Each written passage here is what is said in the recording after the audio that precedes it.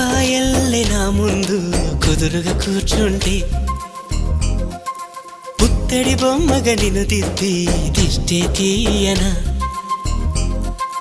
పిల్లాడల్లే అల్లరిగా పరుగులు తీస్తుంటే కళ్ళను మూసి నలుగెట్టి లాలలు పోయనా నువ్వు నడిచి అలసిపోతుంటే అరచేతుల నిన్ను మోసేను నువ్వు కథలు చెప్పమని అంటే మన కథనే వినిపిస్తాను ఏ చింత లేదంటూ నీ చింతనుంటే ఏ భాగ్యం కావాలి నాకెంతకంటే ఈ దొరసాని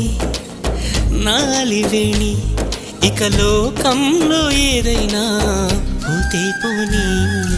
ఏం చేసావు నా ప్రాణం ఏదేమైనా జీవితమే